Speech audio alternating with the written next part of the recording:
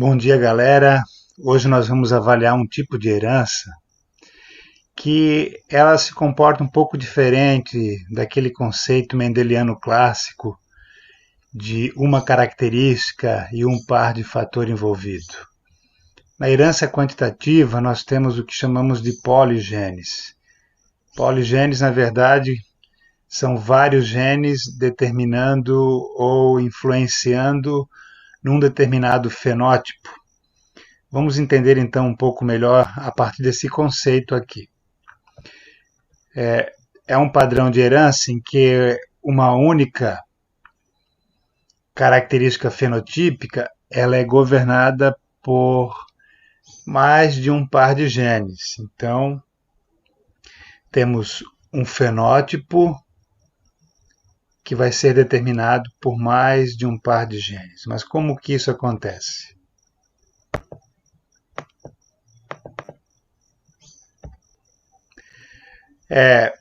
Um poligene, então, é definido como um gene onde o alelo dominante, então estamos falando do gene dominante, do alelo dominante, que controla apenas uma unidade ou a expressão quantitativa parcial. Ou seja, nós temos aqui um alelo dominante que ele vai produzir individualmente um efeito ligeiro no fenótipo.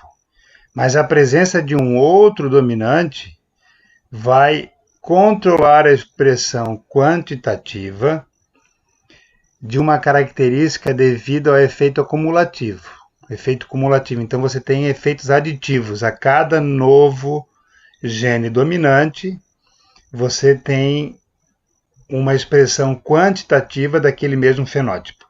Exemplos de características ou de fenótipos que estão relacionados com a herança quantitativa. Temos aqui, por exemplo, a altura, a inteligência, a cor de olho, a cor de semente de trigo, peso dos frutos.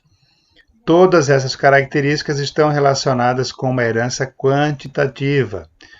Ou seja, você tem no indivíduo alto não apenas um par de genes interferindo isso, mas você tem vários pares de genes, e aí você tem indivíduos mais altos que vão ter todos os genes dominantes, até uma categoria de indivíduos mais baixos que vão possuir todos os genes recessivos, e a cada gene dominante que o indivíduo apresenta no seu genótipo, ele vai ter um efeito cumulativo no resultado da sua altura ao final.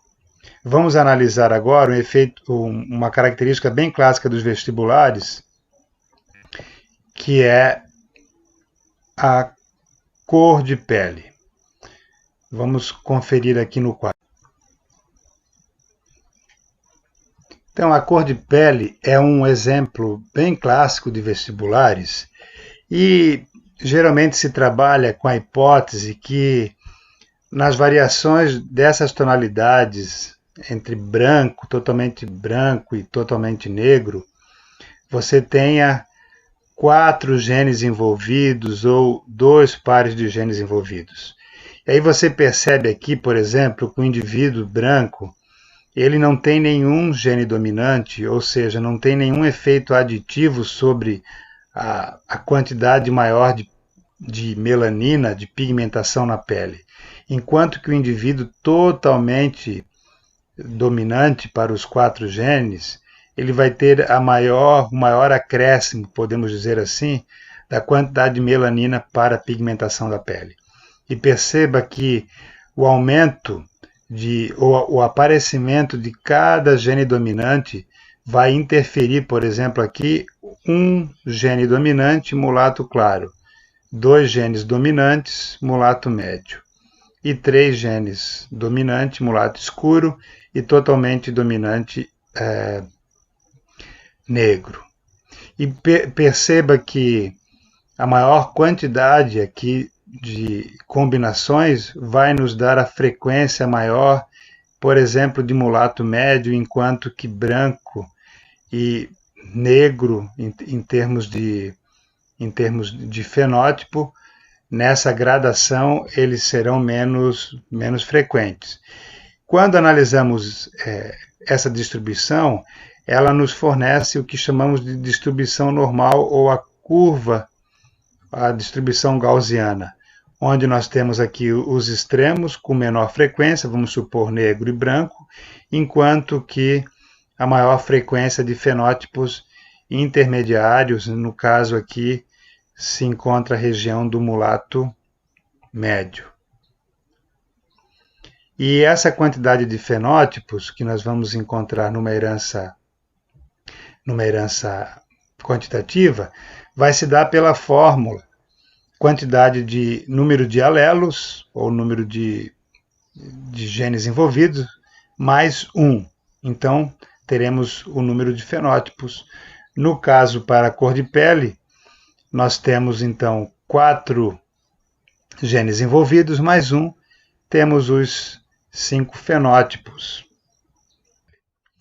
Supondo que haja um cruzamento entre indivíduos dihíbridos para os 2 pares de genes envolvidos, nós já aprendemos que para descobrir o número de gametas diferentes que esses indivíduos formam em meiose, a fórmula 2 elevado a n, onde n é o número de híbridos, aqui nós temos heterozigotos, 2 para cada genótipo.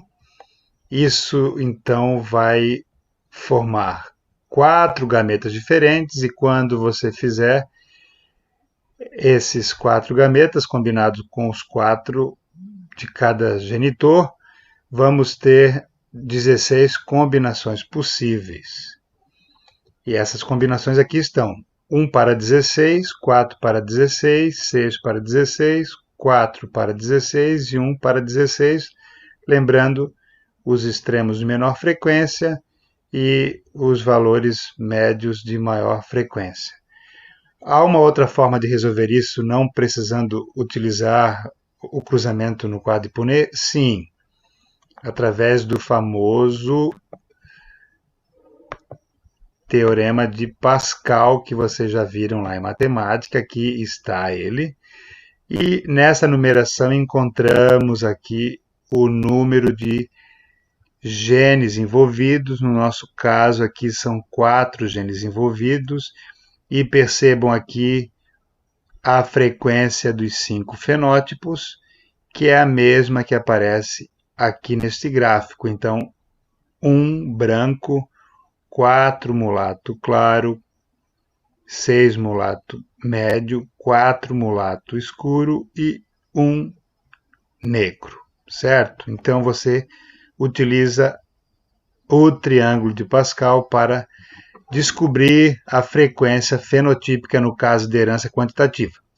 E para colocar essa teoria em prática, né, essa metodologia em prática, eu proponho que resolvamos juntos esse exercício aqui apresentado. Beleza, então, galera, vamos resolver juntos essa questão. Ali está falando do fenótipo, que é a altura humana, e diz que essa altura humana é determinada por genes aditivos. Genes aditivos, você tem que lembrar ali de herança quantitativa.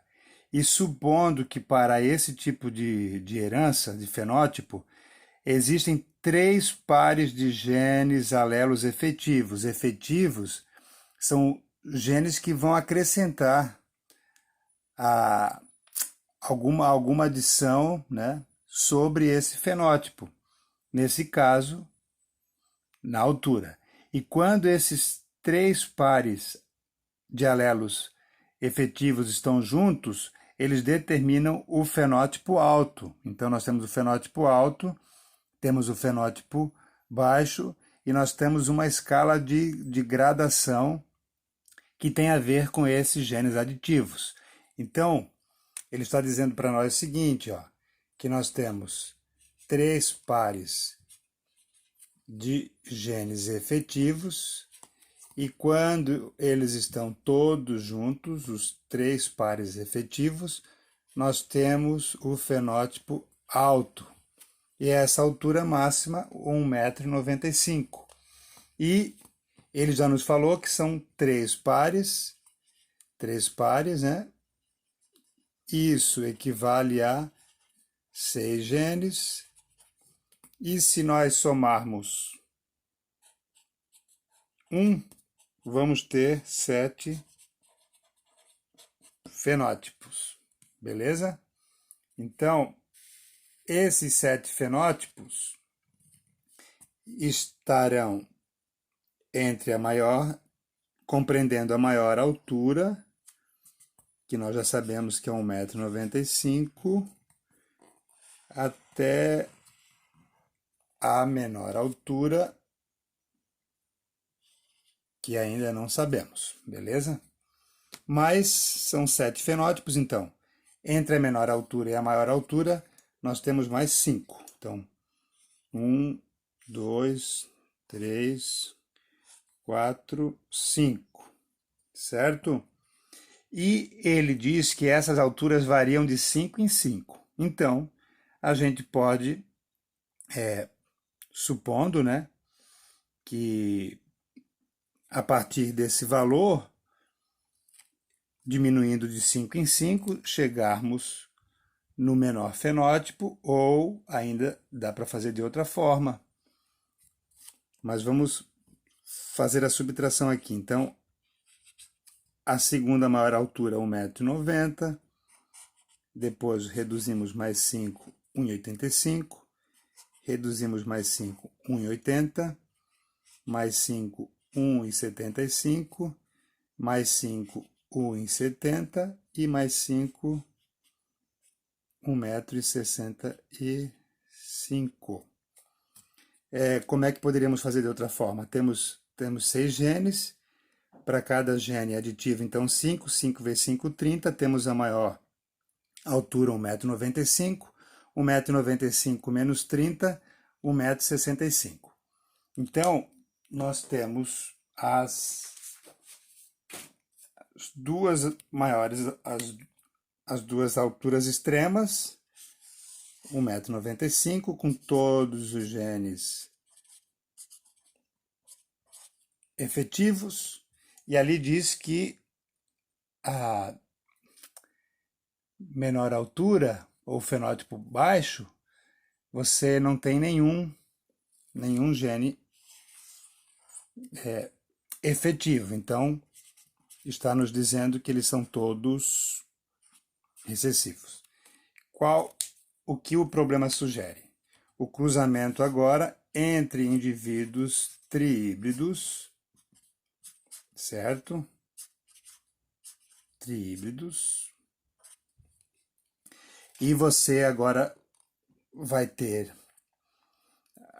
essa combinação, 2 elevado a n, 8 gametas diferentes.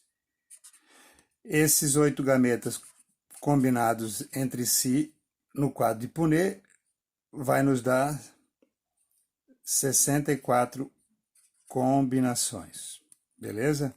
Mas lembre que quando tratamos de herança quantitativa, nós podemos resolver isso utilizando aqui o nosso triângulo de Pascal. Então tenha em mente ali que nós temos ao todo 64 combinações e nós queremos saber a frequência, o problema quer saber a frequência na classe, na categoria de 1,85 m. Então, o que nós temos que procurar aqui no triângulo de Pascal? A relação dos 7 fenótipos, né? Aqui nós temos, ó, 1, 2, 3, 4, 5, 6, 7 fenótipos, que é o que nós estamos procurando. Aqui nós temos os extremos, o mais alto e o mais baixo. Então, temos aqui 1 para 64, 6 para 64, 1,90 m, 15 para 64, 1,85 m. Então, a nossa resposta neste caso seria 15 indivíduos de 1,85 m dentro de um campo amostral de 64 e 4 possibilidades. Essa, então, é a resposta.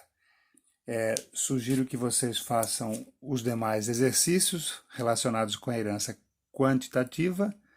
Na apostila, havendo dúvida, podemos estar conversando mais à frente. Espero que tenham gostado da aula. Um forte abraço e até o nosso próximo encontro. Valeu!